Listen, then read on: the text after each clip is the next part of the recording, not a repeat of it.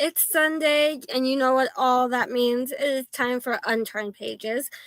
We're back. How are you, Alisha? I'm good. I've been all over the place today. Work, the I know you've been rodeo, work, work. Eternal Wolfpack Paranormal Podcast, and now our podcast. Uh, So yeah, I it's feel been you. busy but fun. Right? Like I went to the gem show, and then I came home and did housework. So I know how that feels. But tonight I'm super excited. I've been trying to get this guest on for since the beginning of Unturned Pages, so like 4 years. It's been crazy. But I'm super excited for our guest tonight. I've met him a couple of times. Alisha will meet him in July at Paranormal Lockdown. We have Sam Baltrusis on, who is a paranormal author, investigator, researcher, clairvoyant. Yeah, so let's just jump in and get him on. How about that, Alisha? Sound good? Let's go. Let's go. Hello. Hey, how's it Hello. going? Good. How about you? Good. I also had a long day, so when you were talking about your day, I'm like, oh my gosh, me too. And your day's not even over. You get to do this interview, and then you have to go straight back to work. Yeah. So I work during the day. On the weekends, I work at the Titanic Museum in Boston, and then at nights, I work at an overnight. I work at a hotel overnight at a hotel. So, so it's just nonstop work for me. Yeah, and you're always writing books, so that even adds more work to it.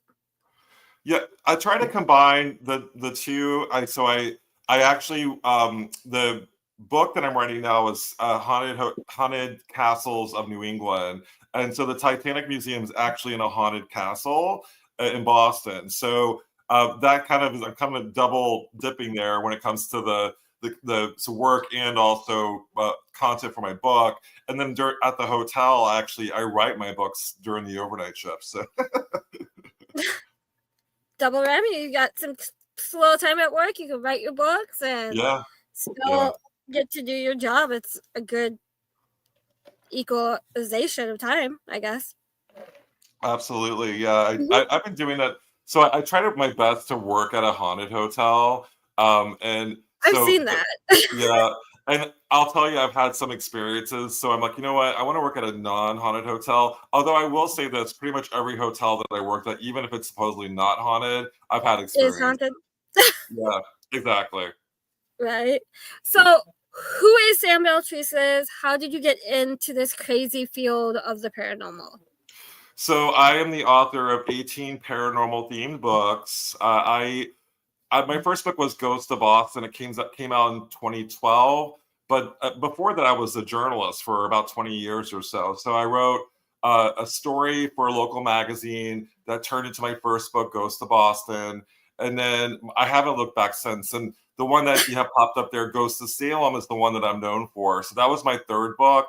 And after I wrote Ghost of Salem, it just kind of catapulted me onto the paranormal scene. And everyone wanted to know about Boston and Salem. And I started getting like lecture gigs and all that, and when I first started, I was terrified of the paranormal. So it was almost kind of like me conquering my fears. And as it progressed, I started investigating and started having like ghostly encounters and actually talking to the spirits, if you will. And I went from interviewing people as a journalist to interviewing ghosts, and they responded. It works. You know, it's like that TikTok that keeps going on of like, I think it's I can't remember what movie. It's two people talking back and forth. They're like, this is the perfect Estes method. You just get automatic responses right away. You don't have to wait. Yeah, like when I do the Estes method, like I really it depends on who I'm working with. But when I definitely have this, I have one person I work with. Her name's Dana, and she'll do it. And then we did one in Salem that it was like that, where it was almost like she wasn't even in the room. She was actually in another location. And this is during COVID, and it was like she appeared in my head. Like I can see her in my head, and it was almost like we were communicating on a different plane, if you will. And so it was like direct responses when she was asking questions. I love Estes Estes sessions that just like automatically or like dead on answers. Yeah. And when I do them, I can't remember anything I say. So I always have Larry or someone filming me so I can go back and listen to it later. Yeah, if you do it right, and it sounds like you're doing it right. You use your abilities to connect as well, and I think that's the like I think people want to say exactly what they hear, and that's Mhm. not how I do it, and that's not how I teach it. I'm like, listen, if you're going to do Estes, use your abilities to tap in, use the static to kind of go into alpha mode, Yep. um, and that will. It's almost like you're channeling, and it's a safe way to channel. And you can Yeah. connect to the spirits and you'll get visuals. I get pictures, so I'll like actually see things. You'll feel like something walking up to you. And sometimes if you're recording it, you can even hear other things happening in the room as well. Yeah, absolutely. Like when I do S's, I use the spirit box to put me into like a trance or like channeling, but I don't really listen to the spirit box. I just let spirit come through. Yeah, That's what yeah, I and do. that is to me that's the right way to do it. Of course, other people would disagree, but that's Right. how I do it. And it sounds. And I'm glad that you do it that way too. Yeah. And then like lately I have a ghost box that Jeffrey made. Put usually put it like next to me or kind of like near between me and Larry or whoever's doing it with me. And the last few times, I will say something and it comes to the FET box shortly after or at the same time sometimes. So it's kind of validating what I say with another piece of equipment. So it's really cool. Do you also use dowsing rods? Like, I mean, I guess when you're under, it's probably not a good idea to use dowsing rods. But if say someone's under, let's say like you're under, and then you can use dowsing rods to kind of validate what they're saying as well. So that's Ooh. I know I add my dowsing rods to everything. Alisha, we gotta make a mental note for that for May. When I'm doing That'd Estes, you could do dowsing rods that'd be cool. and see if we get the same answers. That'd be a good idea. That would definitely be an idea. Thank you for that idea. I never even thought about that. Yeah, Huh. I try to integrate my dowsing rods in everything I do. So I know we talked before the show. You have a connection to Lizzie Borden. I do. For people who don't know the story of Lizzie Borden and what happened, can you quickly go through that story and then talk about your connection to Lizzie? Yeah, first of all, like the show that I did with Chris Fleming and Dave Schrader was called Curse of Lizzie Borden. And that was sort of a culmination of many, many years of research and connections that I didn't know I had for many years. So 1892, there were two horrific murders that happened in Fall River. Abby Borden and Andrew Borden were murdered by an axe. And it was a savage murder. The two people that were in the house in Fall River was Lizzie Borden, Andrew Borden's daughter, and Bridget Sullivan, who was the maid. And Lizzie Borden was ultimately accused of murdering her father and stepmother, and but she was ultimately acquitted. So, but after that, she spent her whole life. It was the crime of the century, and so people talked about this murder. These murders, and she wasn't able to live it down. In fact, the whole Lizzie Borden took an axe, gave her father 40 whacks. That one actually is that was told while she was still alive, so people would taunt her and throw eggs at her house. So it was a pretty sad post trial existence for her. Yeah, definitely. I've driven past the Lizzie Borden house and Maplecroft. And I'm like, I want to get in there so bad, but every time I get into town that way, because I'm from the Midwest, they're always booked. I'm like, dang it. One of these days, I will get into the Lizzie Borden house. Yeah, and so for me, like it's a story that's been a part of my life for a long time. When I was a journalist, starting off as a journalist in the '90s, not to age myself, but in the '90s, I my first article was on the Lizzie Borden house turning into a bed and breakfast, and that was for Newsweek. Wow. Yeah, so that was even back then. This is long before I found out I'm related to Lizzie Borden. So Yeah, my mother while I was writing my books, and I wrote books on, I've been writing books on New England since 2012. And my mother was, she was focusing on our genealogy. And I always thought, to be honest with you, I always thought I was Native American. Like, that's how we were raised. So, and I grew up in Florida. Like, why would I be related to Lizzie Borden? Like, that would never cross my mind. And so my mother was doing genealogical research, and she's like, Sam. And I'm like, yes, mother. And my mother's Southern. And she's like, I think we're related to Lizzie Borden. And I'm like, okay. And so she was able to prove it. So I am related to her. I'm actually related to her multiple ways. So it's like a triple connection. It's actually two definite ways, but but yeah, and the person that connects us, this person was recently discovered. Innocent Cornell Borden, and she's the great grandmother, Lizzie Borden's great grandmother. But the thing is, we didn't know we were connected to her because this woman was, her father was accused of murder as well. So she was sort of like, they're trying to like make it look like she wasn't related to our family, but she was. Wow. Once they found that out, that opened up a floodgate of connection.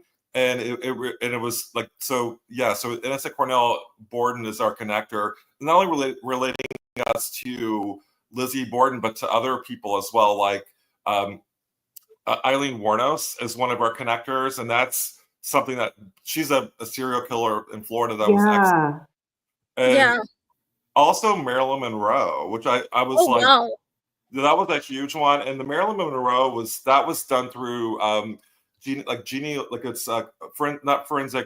forensic genealogy it's called, and that's where you actually take DNA and you can connect this people to your family members. And with Marilyn Monroe, she didn't know who her biological father was, and that's up until actually a year and a half ago. We didn't know who her biological father was, and we're able to connect her to Mr. Gifford, and Mr. Gifford, I think it's Charles Gifford.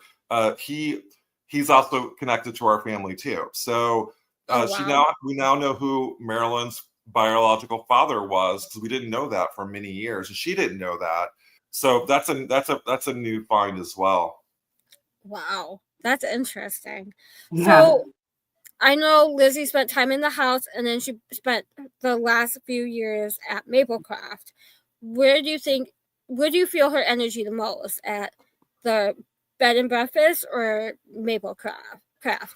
That, I mean, for me, it's kind of like a loaded question in the sense that, like, I strongly, so at the murder house, she's called there all the time. So by a paranormal people they're like, Lizzie, did you kill your father and stepmother? In fact, I have an EVP where I can hear on my recorder, I'm like, the producers were like, this is while filming Curse of Lizzie Borden. They're like, can you say, did you kill your father and stepmother? And I didn't want to say it because she's a family member, and I don't want to keep re-traumatizing her spirit. So I can hear like a blood-curdling scream on the EVP. It was like, stop asking me that question. Like, stop it. But my connection with, and I call her Lizbeth at Maplecroft, when I investigated Maplecroft, I feel like that she's there. And like, so the one that I know, like the distant cousin, is that Maplecroft, her later in life home. But I think a piece of her psychically imprinted itself at the murder house. I really do. And so, almost like, I mean, I call her Crazy Lizzie, like that piece that's still like a splinter that's still stuck there. So kind of like stone tape theory, like it just kind of, it's part of the spirit, just like replaying itself. Like it's a little bit more. So stone tape theory, it's almost like a residual haunting. This is a little bit more than that. This is actually almost the point where it's developed its own personality, and it's sinister. It's like a sinister piece of Lizzie that's there, or it's an entity that assumes Lizzie's name as Lizzie. Yeah. And she doesn't like being called Lizzie. She wants to be called Elizabeth. Lizbeth, and like that's the name she changed. and it could. A lot of people say the reason why she changed her name to distance herself from the trial because it was the crime of the century, and it was on everybody was talking about it. And it was newspaper headlines, but also too, I think that she preferred Lisbeth over Lizzie because Lizzie just reminded her of her childhood. Yeah, like her as a young girl. Yeah, absolutely. Like I would, if I was in her position, I wouldn't want to be called a name that everyone knows me as that has something connected to like that bad. But she still had the last name important, so yeah, that didn't really help. But yeah. Yeah, right. Yeah. I want to get up there. I don't get to that area very often, but I'm gonna make a trip out there one of these days. And so I will say, having investigated the location for many years before filming Curse of Lizzie Borden, I do feel that the new owners, the previous owner was amazing, and they were really big about historical accuracy to make sure, because people have their theories as to what really happened. And there's a lot of myths and misconceptions associated with the murder. And the previous owner and the tour guides there were very big about dispelling any myths that were being perpetuated.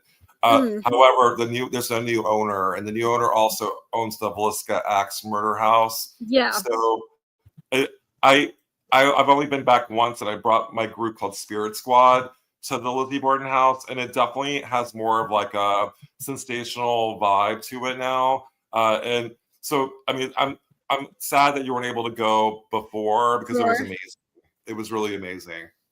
Yeah, I haven't been back to Villisca House since they sold it to the new event company, and like I have a weird experience at Villisca that makes me not want to go back, but at the same time, I want to go back. I get called back a lot by the spirits of Villisca, but I'm like, I seriously have PTSD from Villisca, my night there. So I'm like, I don't want to, but I always get called back to that place. So I gotta get back there. And I have PTSD from the Lizzie Borden murder house too, because I've had so many like recurring dreams, but even before I went there, I was afraid to even go inside. I remember talking to Leanne, was the former owner, and she had to like basically like lure me to go inside. Like I was like so scared to go because I had this dream where I was like a black and white film, and I saw the murder, like a woman holding a hatchet behind her back and a man sitting on the couch, and it was like black and white. But the thing is, in the dream, a man with a mustache was like right behind what I perceived to be Lizzie Borden, and it was like a line at the bottom. It said "Diablo did it," and you can almost see. Yeah, you can see the man almost like she was like his puppet almost. And from that dream, like that's kind of where we came up with the theory that maybe Lizzie was taken over during the murders, because really all signs point to her as being the murderer. But she was acquitted, and I think she was in her 30s. She was a Sunday school teacher. She was small frame. She was about your size, Jenny. She wasn't a tall woman. So the idea that she was able to perform to murder her father and stepmother with such savagery doesn't make any sense. That doesn't make sense. Yeah, that definitely does not make sense. Back then, I didn't have a lot of ways of investigating a case. You know. Yeah. And that was like before. You're right. Like that was one of the photos from that murder were actually one of the first crime scene photos ever, and even like crime scene photos wasn't a thing up until those murders. And of course, when you look at the murders, they look staged, so they look like someone was propping them up, like Abby Borden was almost like positioned, and and Andrew Borden was also positioned on the couch as well. So that even the crime scene was definitely tampered with. And today you would not do that. You would mess with the crime scene. Well, that's kind of like Villisca. Like before the cops even got there, there was so many people that walked through the house because they heard about the murders, and back then they didn't have like the rules they have now. Like, you can't go into crime scenes, you can't do things. Back then, people were walking through the house, picking up things throughout the house, taking them back with them, and yeah, it's definitely different now. But yeah, like Yeah, and my very oh, go ahead. very similar to with Lizzie Borden. Like the house was not contained, so there were other people coming into the house as well. I mean, Lizzie was there, so Lizzie and Bridget both were there, and the Uncle John Morse. He's the one that I always had felt really weird about. He's the one that magically came to the house the night before and stayed with them. And normally he would stay on the third floor, which is on the same floor with Bridget Sullivan, the maid. But he was staying on the second floor, which is where Abby was murdered. So in the room where Abby was murdered was where he was staying during the trial, which always has been fishy for me. But I also know with John Morris, he was able to have a really strong alibi to the point where he knew everybody's name. And I'm like, it's really suspicious how it's like, oh, I talked to this person and I talked to that person and they knew their names, and it was just, I mean, do you remember everything that you do? You know, like I don't. Right? Like I every don't. conversation I had, he apparently remembered everything that happened on his way to other family members' house outside of Fall River. Oh, interesting. Yeah, that's just kind of curious. Yeah, definitely. But yeah, Villisca is a place that it's just like for you, it's like you want to go back, but you don't want to go back. Like you keep getting called back. But yeah, I mean, yeah. The Lizzie Borden house definitely keeps calling me back, and with the new owners, I've only gone back once, and my goal was, I told this to Lizbeth. I said, listen, I'm not going to ever call you back to this house. So after filming Curse of Lizzie Borden, I swore that I would never call her back there. So what I did is I did like an apology ritual for Lizbeth at the murder house. I'm like, I will never call you back here. I left the stone. My students were with me, and we were kind of doing this like may you rest in peace kind of thing. So I want her to feel that I support her as a family member. And I would love to exonerate her. And I know it's very, the case has been a whodunit for so many years, but it would be, if there was some way to possibly find another person, as the actual perpetrator, and it's not her, I would love that, or to find out for sure that she was the murderer, because like that's what we all think. We all think that she was the murderer. Yeah. But if there's a way to exonerate her, I would love that. And there's a piece of evidence that I was able to uncover fairly recent, which to me is a game changer. She was a Sunday school teacher, and at the church, we were able to investigate the church that she was the Sunday school teacher at. Oh wow. Yeah, and so there's a piece, there's a newsletter that was part of the Sunday school, like mentioned Lizzie Borden in it, and 2 months before the actual murders, her wrists were, she was putting dishes away in the dumbwaiter, and the dumbwaiter fell on her wrist and broke her wrist, or really damaged her wrist. Oh. So if you had damaged wrists before a murder, that even like the fact that she was so small frames, what made it difficult, in the first place. But then you add a potential, injury to it. There's just no way she could have done it. I mean, like physically. No. And that wasn't like the dumbwaiter thing was not brought up in court, but that's the thing. Like I can't see her physically doing it, but there's no other way that she could have done it. Really, it's like all signs point to her and to Bridget, but I don't know. I'm not sure. Yeah.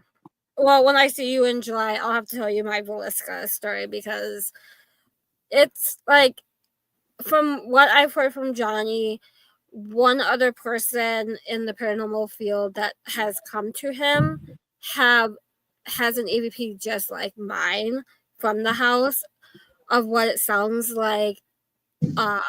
One of the killings, the killer killing one of the girls downstairs. Like, you can hear the scream, you can hear the axe, you can hear the killer saying, "Don't move," and then you hear the axe being thrown down. And this is an actual EVP? Mm-hmm.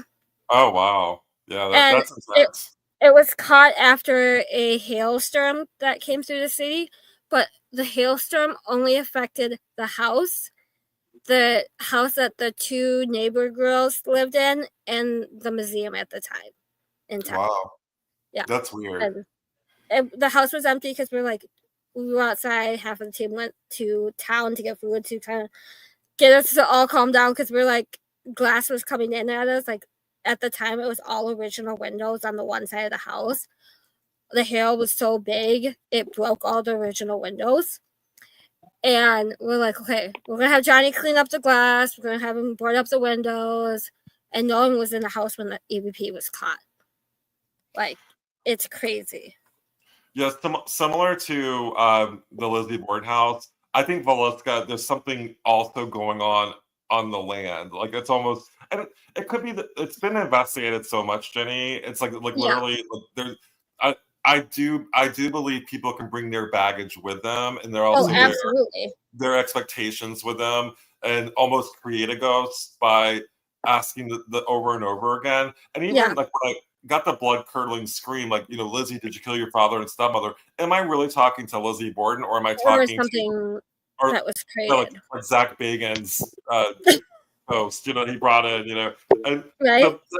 I do think that there's baggage at both locations, but I will say, like you're like the whole hailstorm happening. I had stuff like that happen at the Lizzie Borden house too, where we're just it was almost like it was supernatural, and you can just feel energy there. That doesn't. It's almost a different plane, like weird stuff was happening, and I'm like, I saw ectoplasm, or like a cloud, and I was in the.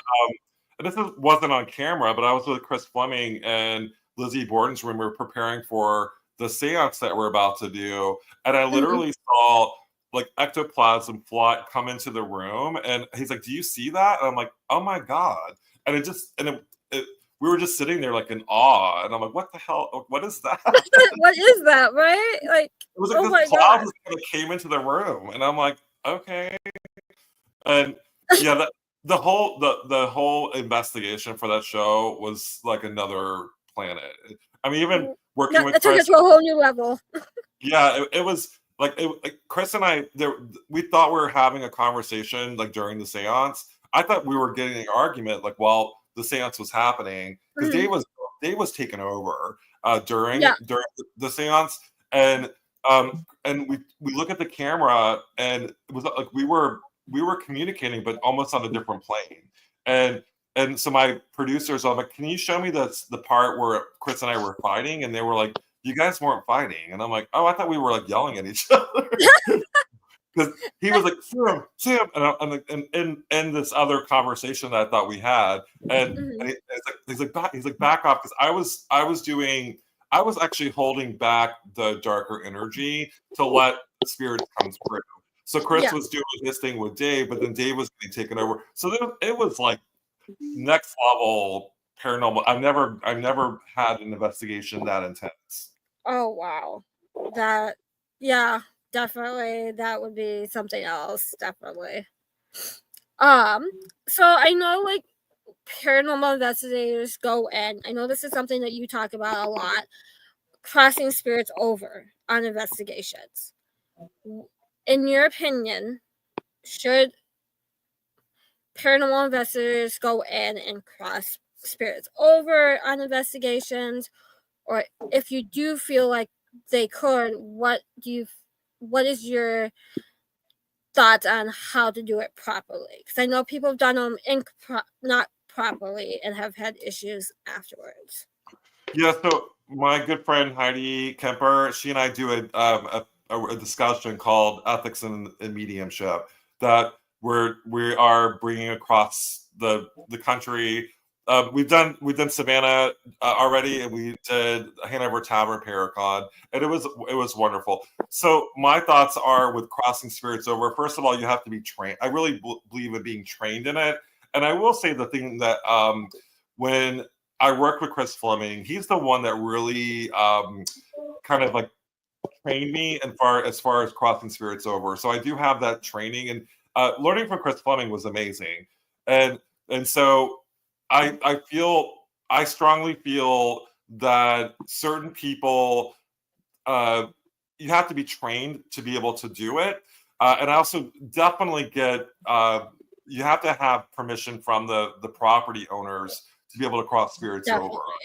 over. It's to me, like I've seen them go really awry very fast. I have a friend who crossed the spirit over on the USS Salem in Quincy, Massachusetts, and she did it. I wasn't in the room with her. We were both kind of doing different teams, and she's like, "Sam, I just crossed the spirit over. It was so beautiful." And then what happened is she opened up a portal, and something dark came through and chased her off the ship, and she wasn't the same after. So when you cross the spirit over, you are lifting the veil. You're basically like kind of opening a hole to the other plane, another like opening it up Another to dimension. Yeah, another dimension. That's the right word.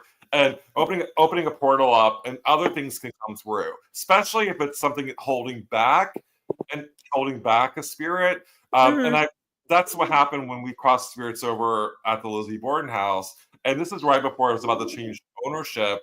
So we did cross spirits over, but there was major retaliation by the darker entities holding back those spirits. So I say, if you do it, there's going to be potential retaliation. So I really feel that you have to be highly trained to be able to do it.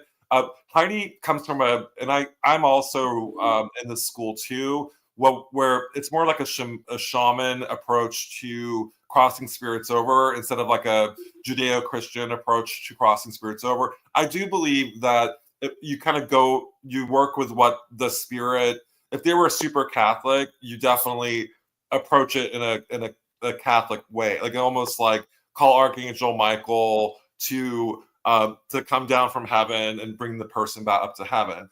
However, I also feel like you should do it with another medium and not do it on your own. I mean, what are your thoughts, Jane? I'm kind of curious if you cross spirits over and what your thoughts are.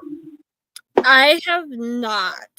I don't feel like I'm that level yet with my abilities, and definitely like you said, you have to talk to the owners of the location before you even think about doing it, because some locations they even bills, if they come, they come. If they go, they go. If they come back, it's fine. Bill doesn't want spirits crossed over all the time.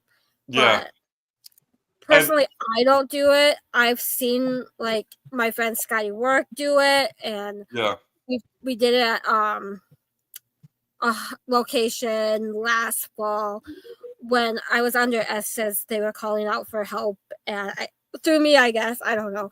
They didn't record this session, but I guess they were calling out for help or something during my Estes. So they crossed over one of the little boy spirits there. But again, I don't feel comfortable doing it. If there's psychic mediums that can do it and they're willing to, and the location's okay with it, I don't see an issue. It's just you have to be protective of when you're doing it and then afterwards, because you don't want something else to come in that's, like you said, not so nice or on the good intentions. Yeah, I mean, like when it was done before, that was my first experience with someone crossing the spirit over, and this was years ago, and it really changed her life. It really she had an attachment of this thing taunted her for almost a year or even longer. Wow. Yeah. And so I highly recommend, working with Scotty. Absolutely trust him. So I think that he would be a great person to work with. But I also think that, you hear all the time, someone tried to cross over spirits and they didn't go send them to the right place. I've heard that before. Right. and I'm like, okay, or they didn't cross them over effectively. I'm also in this. Heidi and I talk about this in our lecture that if you effectively cross over a spirit, they can come back. So it's not like you're They can come sending them back, over to the other side forever. They can come back, and we just want to show them how to get to the light. And a lot of times, probably in your situation, when you were channeling a spirit through the Estes method, like the young child, the child is probably being held back by something, and you see that all the time. Like the dark energies holding back the children, almost like feeding off their energy, which is horrible. In that situation, I'm definitely get that child out of that situation, and like I'm getting emotional thinking about that because like just having a child being like food for a darker energy is just horrible, and That's in that situation, absolutely. And like you did the right thing. Like Scotty, I've known Scotty for almost 20 years. He was the one that told me, hey, you have abilities, tap into them. And it wasn't until after I went to Waverly Hills a second time, I got I don't want to say like taken over by something, but it was to that point. And it was like the most, I get PTSD from Waverly Hills from that experience too. But I had come back to the hotel where he was because it was during Mid-South, the big paranormal conference of the year down in Kentucky. And I was shaken up to the point that I could barely stand or even talk. And he goes, did you shut yourself down before you went into Waverly Hills? I'm like, no. At that time, I didn't know how to shut my abilities down or anything. So he really helped me learn how to shield myself and protect myself, especially after that scary situation at Waverly Hills when I was literally like taken over and it felt like my chest was being ripped open and my lungs being like putting tubes in my lungs. Yeah. And that's what patients at Waverly Hills had done to be treated for TB. So I was literally felt like one of the patients at Waverly Hills. So now I know how to protect myself from having that type of experience again because of Scotty. So yeah, you have to go in with a crystal shield. I mean, I've learned the hard way, guys. So like it's like I definitely learned the hard way. And like when you describe that story, I'm like, I've had that happen too. Like I walk into like the most haunted location and I'm like, like taken over by something. And I went to the Sally House and people reported going to Sally House not having any problems. I've been there once, yep. And I walked in with Richard Estep and I'm like, well, I do a crystal shield of protection, which is like a Reiki shield. Yep. Did it right in front of the door. I walk in, Richard lets me into the door. As soon as I walk in, this thing, like I can't like alien almost, like this thing came on my face and like literally was like I couldn't breathe. I'm like, like walking into the Sally House and Richard's like, Sam, are you okay? And I'm like, no. See, that was me. That was me at Waverly. Like I was fine on the first, second, third, and fifth floor.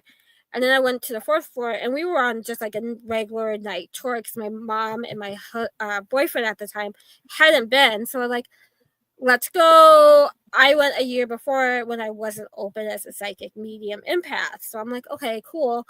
Now I have my gifts. Maybe I could tap into them a little more, but I didn't protect myself. And we got to the fourth floor. I had that intuition, got like, don't go. Something's going to happen to you. And went down to the OR. As soon as I stepped over that threshold, I was bent over, crying, screaming. I couldn't breathe. So I know that feeling. Like as soon as you step into something, you're taken over. Like you can't breathe, you can't talk. Right. That's how it was at Waverly for me. So I know that feeling.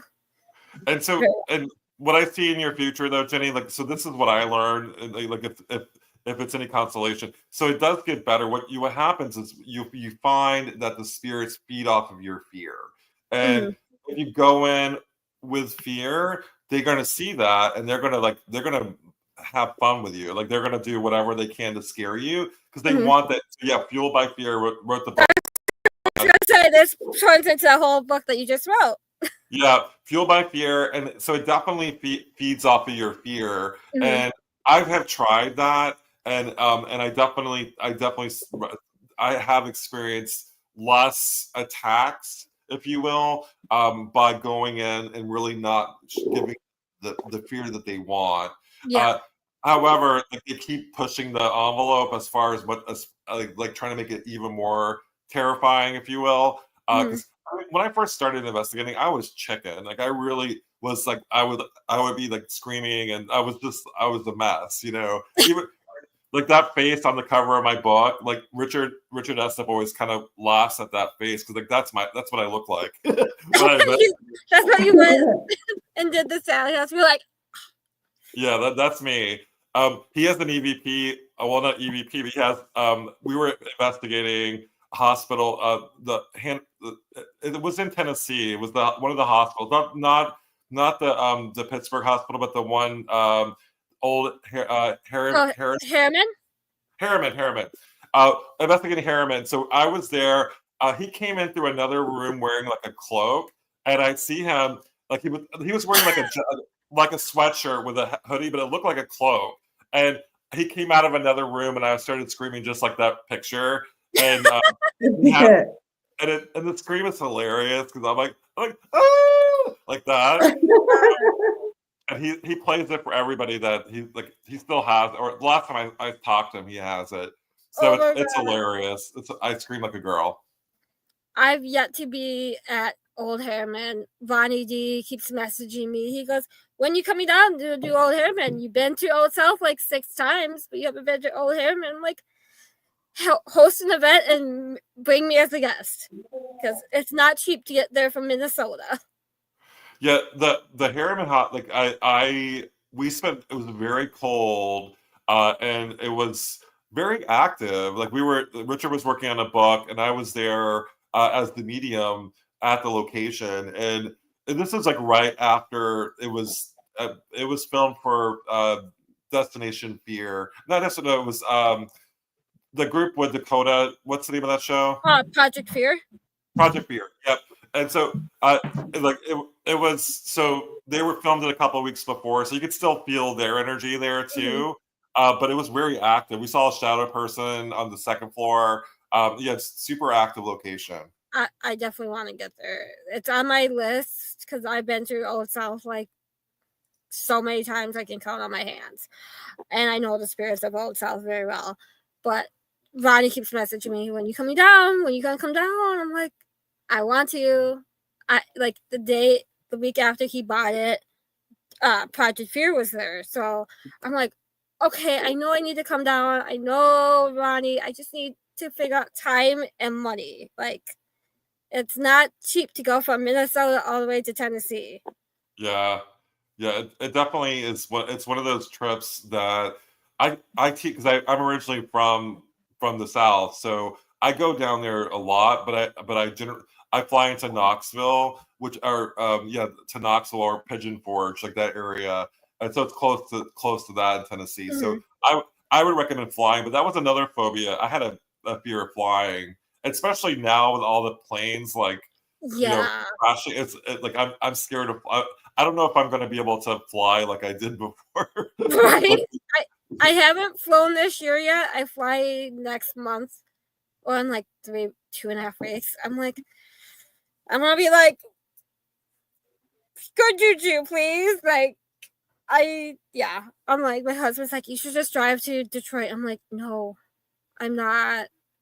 I just need to go for 2 days, not even 2 days. And I'll fly. It'll be fine. I'll buy the Wi-Fi so I can keep you updated at this point. But yeah, flying's just for me. I have to look at my schedule because I'm trying my best not to fly, because I fly like almost every weekend. And yeah, you fly a lot.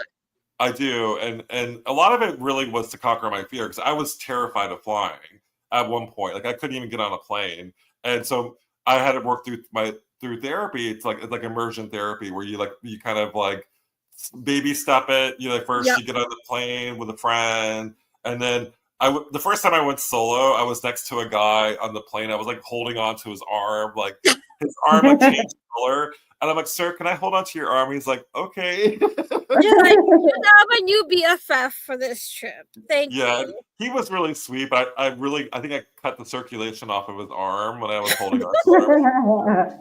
And You're like, "Can I give you some money for this?" Like, thank you. and so it was like that for me for a long time, and now I do it so often. It's almost like if I waited like a year to fly, I think wouldn't be able to do it. But now that I do it so often, it kind of forces me to do it, and I find that I'm okay. But with the latest developments, I'm like, Right. I'm on the plane the whole time, and I'm just like looking like I'm like, it's gonna crash, it's gonna crash. But I have to remind myself with planes, especially, like it's the safest way to travel. Still, It even with really is. what's happened recently, Yeah. but I can't get that. I can't get the idea that I'm up in a tin can up in the air. You know, Right. like and I'm just.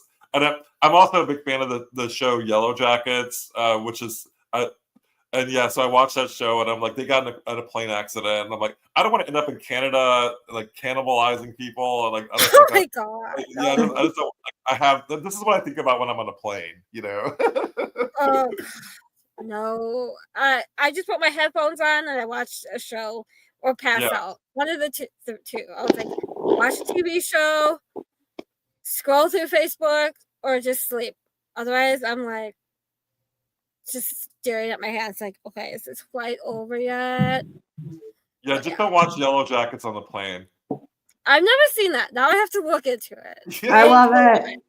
I'm binging it. I love it. Yeah, it's one of my favorite shows.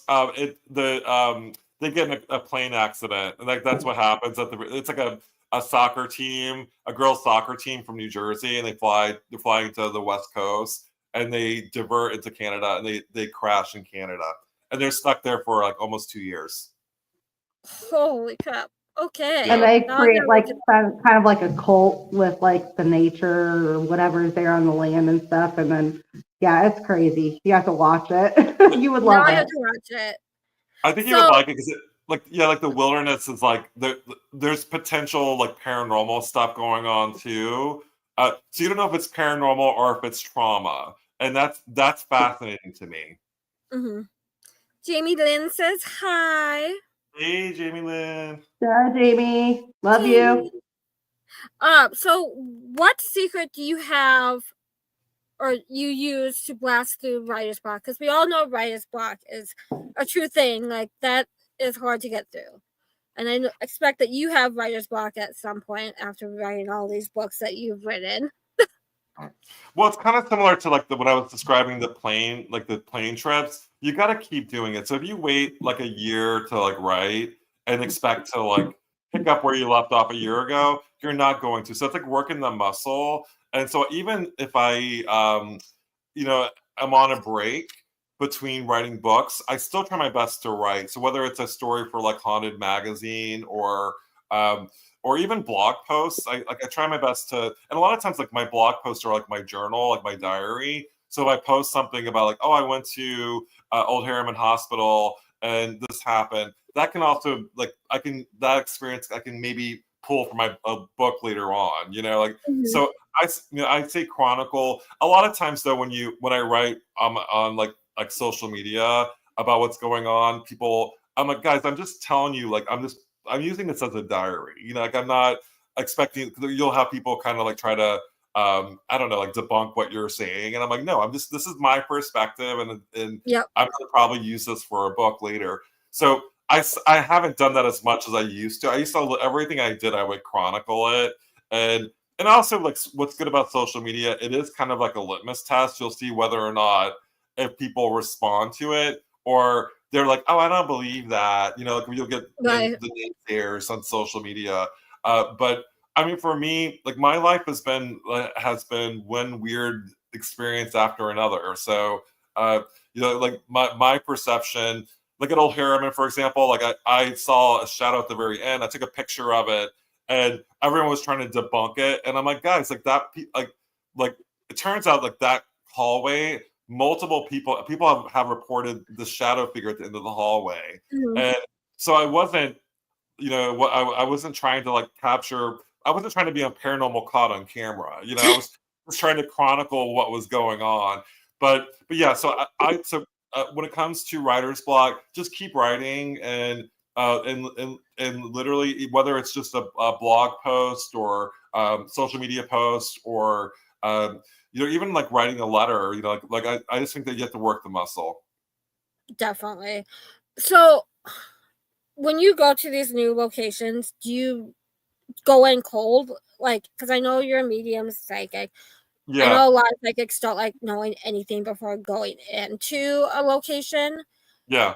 Is that what you do too? Is like you go Yeah. cold? And I will say now in New England, it's hard for me because I've written books about all the locations in New England. But what's good about that is I don't know anywhere else. So when I went to Broadhead, I didn't know any. I go in cold to the locations across the country, which is awesome because people will bring me in. Like Old Harriman Hospital, I didn't know anything about the backstory except for that it was a hospital.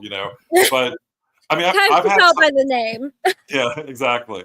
But when it came to like when I got like the history, I mean, I'm write books, so I like the history. So what I try to do is I go in cold, I read the property, and then I dig into the history after. And so I do. So there is a war going on with me when it comes to my mediumship coupled with my skills as a historian author, and like how do I balance those two?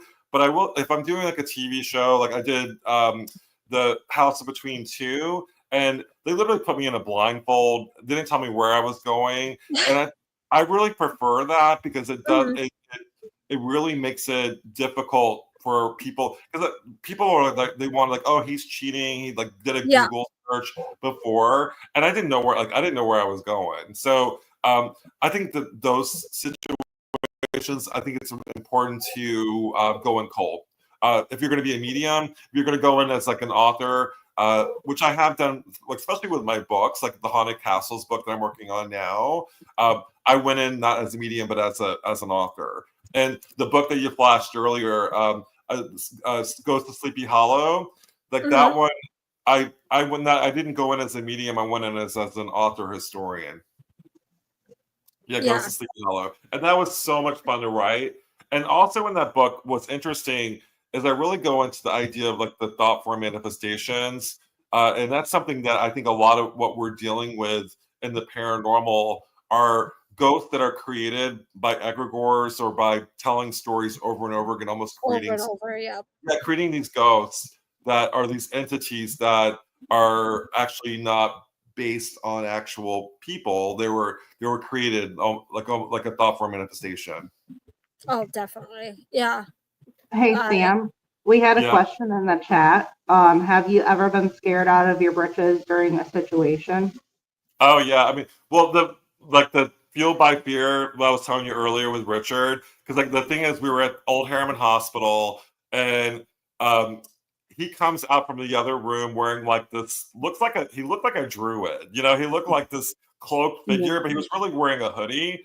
But that really, I mean, I screamed bloody murder. Like it was like the scream of the century.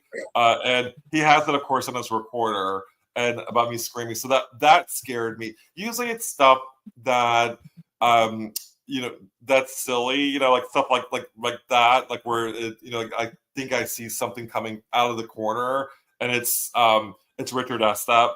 I think of a good example where I was really scared because I really have worked on that because like when I first started investigating, I was like Scooby-Doo. Like I was always like whoa, like always scared. And I really have worked on not being scared. Like I've had situations where I was like lifted up in a seance and thrown on the ground like a rag doll, and that happened actually pretty recently. And the seance, it was a seance that went awry, and that was terrifying. But I didn't show fear though. Like I literally, I was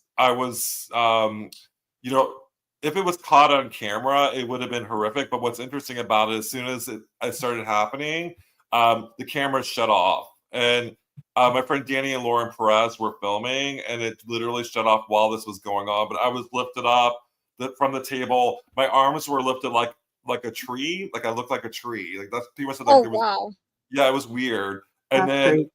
thrown on the ground. And this is after kind of going to locations with the idea that I wasn't going to be afraid. So I still controlled my emotion. I didn't give it what it wanted. But I think elemental energies are more terrifying than sort of like the spirits, like the negative spirits that I've encountered in the field. So elementals can be very, very dangerous. And getting back to Broadhead Manor, I think that there's elementals at Broadhead that if you mess with Oh, them, absolutely. then they will mess you up. Like Oh they yeah, will. they will Yeah, mess you up. Like they've done that to Bill. Like he's driven home and don't even remember how he got home. Like yeah, yeah, yeah, the elementals at Broadhead. If you make them mad, they can cause some issues. Definitely. Yeah, yeah. a friend of ours was upstairs on the third floor, and it was late, like 2, 3 in the morning. They just kept asking questions, and eventually, apparently, he got choked out. He was on the floor, like passed out, and that's when they came back down. We're like, "What happened?" And they explained everything. Well, they had enough. Yeah, definitely. The spiritual at Broadhead will tell you when to stop. Definitely. Like I've had things thrown at me from the principal to tell me to stop. So me and him have a good fun relationship at Broadhead. So Yep. The one place I was with, I was downstairs in the boiler room, and like that Mhm. there that was fairly Oh, Uh-oh. more. sorry. Press the wrong I, button. Yeah, I just feel like that like the like it's more the whatever's in the boiler room attacks women and not men. So I Yeah. personally didn't have a bad experience in there, but a lot of the women that were in the room with us, they were affected. So Mhm. I found that I mean my experience at Broadhead was actually magical and beautiful, but I can Mhm. see that there's other negative stuff there too. Well, I like with the principal and the janitor, they're Yeah, old time men. They come from the time when women were seen, not heard. right. And you know me, I have such a powerful personality that I go in and I'm myself. So I'm always like, I want to hear you. I can see you. I can hear you, but I want to like see you on video. I want to hear you on audio. And the time that you saw on Expedition Entity, since then, every time I walk into Broadhead, if you have a spirit box going, you will hear the principal tell me to go to detention. Right.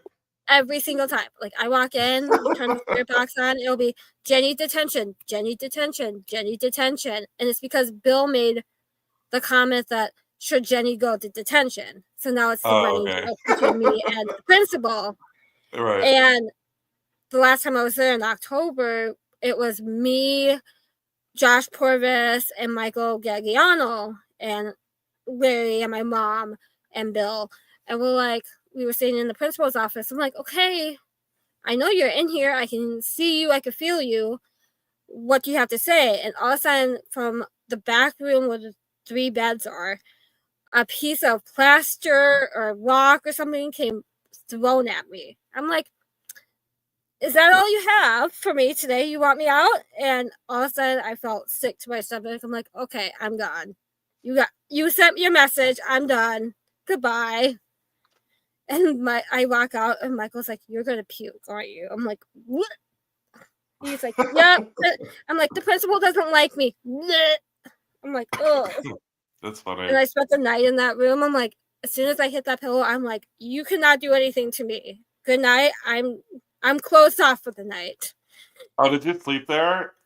I've slept there 4 times, 5 times now. Yeah, I don't think I I could I don't think I could sleep there. Like I really don't. I don't know people that have and they're like, "Oh, I slept like a baby there," but I Mhm. really don't think I could. I'm really big about not sleeping at haunted locations, but I have obviously. But Yeah. yeah, It's like when you get like to 4 a.m., 5 a.m., and you're like, you don't want to drive, so you just stick around. Yeah. I personally can sleep like a baby at haunted locations. Like, if I get to that point, I'm out. Like, I close myself down, and I'm like, I'm going to bed. You have had your time to talk to me. You can go do something else in the building. I'm gonna lay here and get some sleep before I have to go home. And like, I was at the Hoover House in Waynesboro in December. First night, I slept like a baby. Second night, I forgot to shut myself down.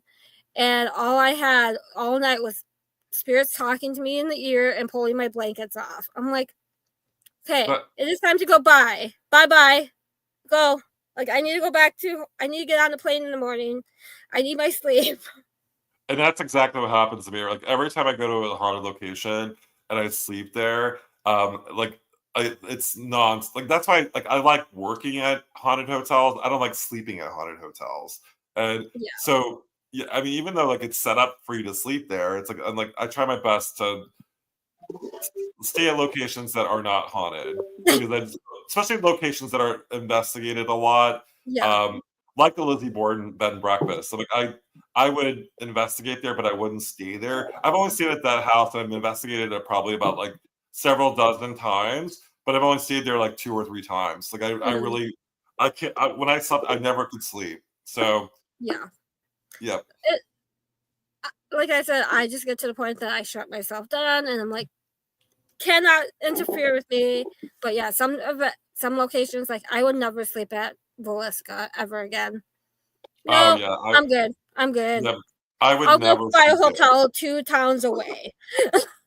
Oh, the one So place I went when I went to the Sally house, I was supposed to spend the night there, and I'm like, I can't sleep here, Richard. And I basically, he's like, Sam, you left me, and I'm like, I got a hotel room like down the street.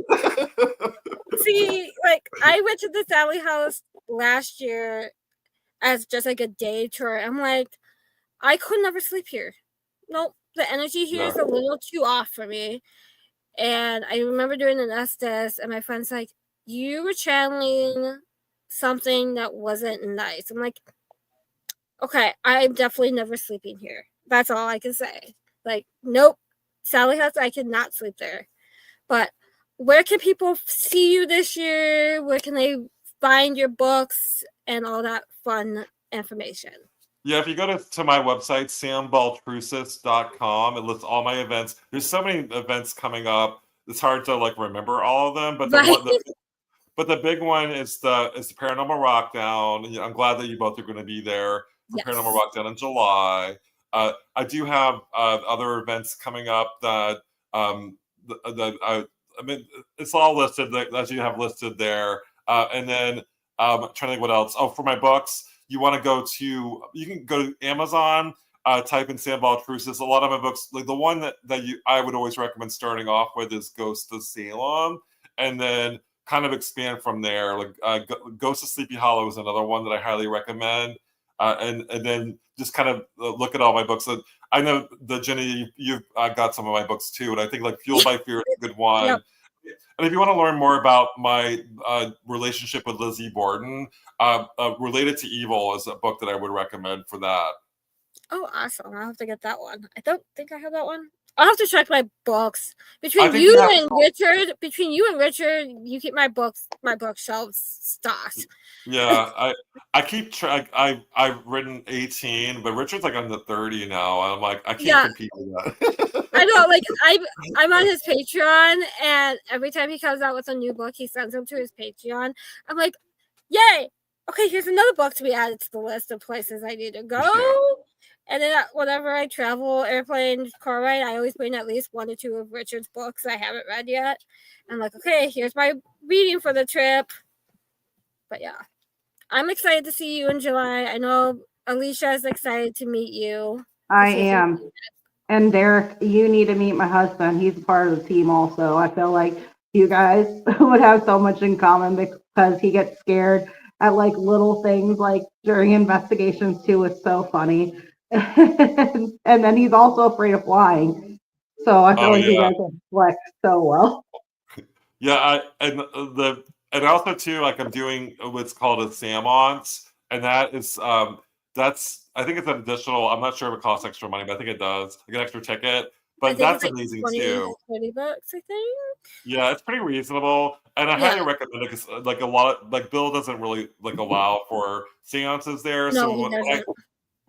when I do it, I call it a seance because Mhm. it's kind of like a gallery reading coupled with so it's almost more like a gallery reading, but the goal is really to read the spirits of the room, and also other things come through as well, like family members do come through. So it probably should be called like it is a seance, but it's a little different, like with my approach to it. Like I've never been a part of one of those either, so that would be a first for me. Also checked Yeah. off on the list. I highly recommend it, and I think that a lot of people like Larry said that he did a seance event after, and he's like, I was inspired by your seance last year. He did one at a location in Illinois. So the I think glass house. yeah, and I think it's definitely seances can be very dangerous, but if you do it right and you I mean, I studied with Patty Negri. I learned from Patty The Good Negri. Witch. Yep. She's sort of like the queen of seances, you Oh know. yeah, So she absolutely is. Like yeah. I've done a seance with Chris Fleming at Broadhead, and that was Oh very wow. interesting. Oh, I didn't know Chris Fleming did a seance there. Yeah, like Yeah, that. it wasn't like it was at the very end of his event that he had at Broadhead, and it was like I want to say 20, 30 minutes, but it was interesting because we connected with one of the elementals and then the other spirits of the building, and it was really interesting having them come through. Chris Fleming, and then like members of people in the crowds, family members came through too, so it was really interesting. Yeah, My and so husband that was sorry.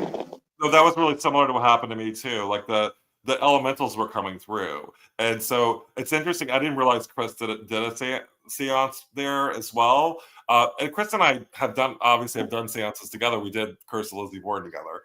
So, but yeah, so Derek, yeah, I mean, if you're going to the Paranormal Rockdown, it's Broadhead Manor. Jenny, when is the Paranormal Rockdown? It's like July 19th.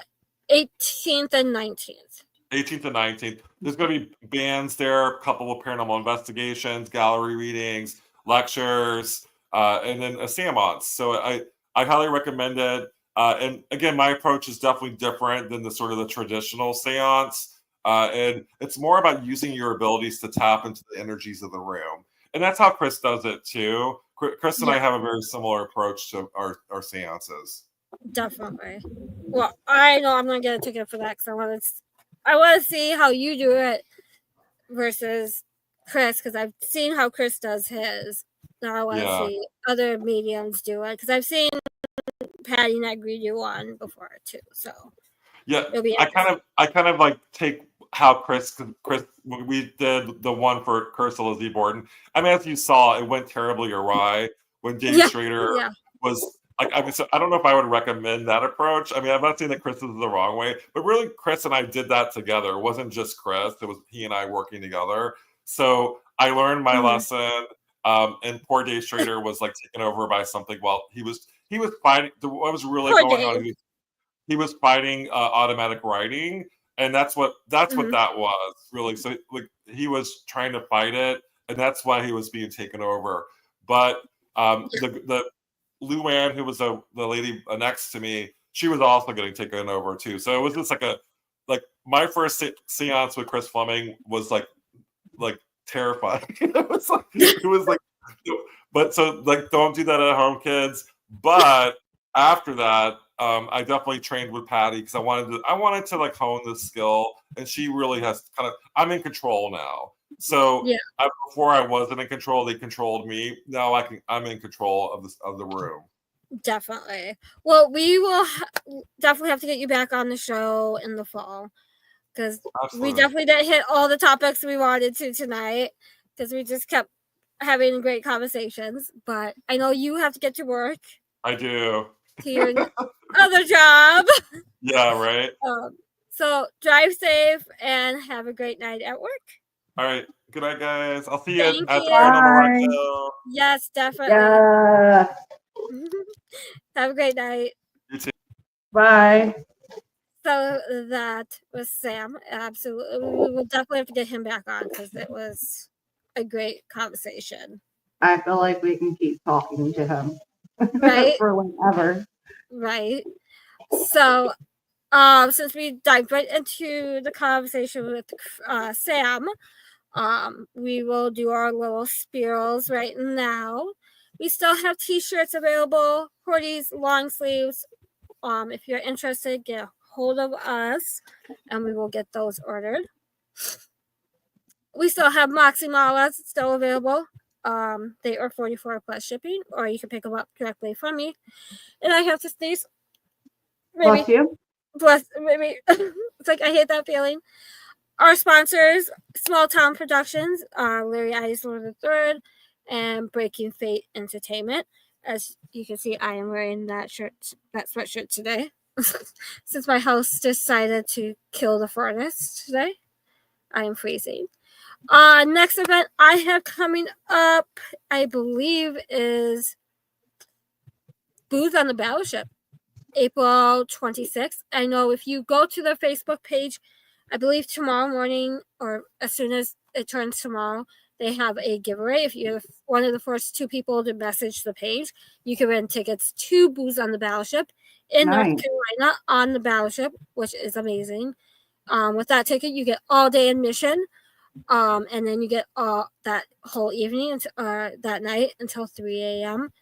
There's a great lineup of people. So check that out. Otherwise, I will be at Pennhurst in May. I'm super excited. Next week's guest is Horn Paranormal. And then we have Kelly Hopla, who is hosting Paraventure. It is an online Paracon benefiting Michigan's Autism Alliance of Michigan. Super cheap, perfect day to spend listening to amazing people like Shane Pittman, Dave Schrader, MJ Dickinson, Richard Estep, Larry will do it. I know Michael and Mary Lynn was just added. And if you're in Michigan, near Bay City, you can attend at a haunted theater and do a mini investigation as well. Super excited. I will be flying to Michigan that day to do Eloise the next day, but I will be watching everything as I'm flying to Michigan on April 5th. It is that out. It's a great cause with great people being part of it. Then we were talking about this throughout the show. Paranormal Lockdown, July 18th and 19th in Broadhead, Wisconsin. Huge lineup of people. You don't want to miss it. It's going to be a fun event. Super excited for that event. And then we have Gettysburg Battlefield Bash the following weekend after Paranormal Lockdown. Great causes. Wounded Warrior PA. Dana's Pink Wishes. Can't remember them all, but amazing event with great people. It's more like a family reunion every time you go. And then we have Dark Arts and Oddities, November 15th and 16th in DeKalb, Illinois. Check that out. But yeah, that's what we have. I know me and Alisha have an investigation coming up in 2 months. Too far away. I know it's too far away. Let me just get through April. Like we're going into summer. We're not even. We're just skipping spring and. Let's just skip spring. Go straight to May. Let's go to the end of May when we all get together and have a Paris slumber party at a haunted old person place. You know, that's an fine. Old person place. I couldn't think of the word. The old people place that people. Well, what were we just talking about during the show that we both haven't been to that we wanted to go and the Titanic Museum in Branson, Missouri. Let's just hop in the car and go the next day right on track. we could do that. Cough into work, call into work, be like, I'm sick. I'll be back in 3 days. I'll bring my equipment. We can just walk around the museum and just Right? investigate during the museum opening. Right? Let's just do that. But yeah, I know Derek, me, Alicia, Tom, Larry, and a whole bunch of people get to go hang out on May 25th and investigate 2 locations. I'm super excited. I don't get to go to 2. I get to go to 1. No, it's basically it's 2 locations in one. Wait. Pine Lawn is one building, and then the rehab center is connected. Ooh. 2 locations in one. Okay. All right. That's why there's 2 challenges. You get strapped into a wheelchair for 15 minutes alone in the building, and you get strapped to a gurney in the rehab center. Kinky. We're not going X-rated. Okay. PG. We'll behave. Let's behave. Okay. We'll misbehave on the live from Pinehorn. We'll see how much trouble we can get into. I'm super excited for that investigation. I just gotta get through Booze on the Battleship. I gotta get through Penhurst, and then it'll be free time. Because I literally come home. I think 2 days before I head to Ashmore from Penhurst. I'm crazy, you know. I'm crazy. It's all right. The best are. Right? Oh, it's not as bad as like July. I go down to Broadhead, spend 2 days in Broadhead, and then go to Gettysburg and do 4 investigations. And then we leave Gettysburg and we go up to New York and do another investigation. All right, quit rubbing it in. All right. I'm gonna hijack you. I'm just gonna hijack you one day, and we're just gonna go investigate without Derek. Derek and Tom were just talking about doing just a guys thing on Sundays. So yeah. You're only like 3.5 hours from me, so we can go do a girls' day and go find a haunted location to hang out there. Bye, boys. But y'all come back next Sunday. We have Horn Paranormal, and we'll be talking about paranormal equipment they make, like the XLSs, SLSs, and all their fun little toys they make. I own like almost all of their equipment. But not me in the equipment, right? But we'll be back next Sunday at 8 p.m. Central, 9 p.m. Eastern. Have a great night, you all. I gotta grab the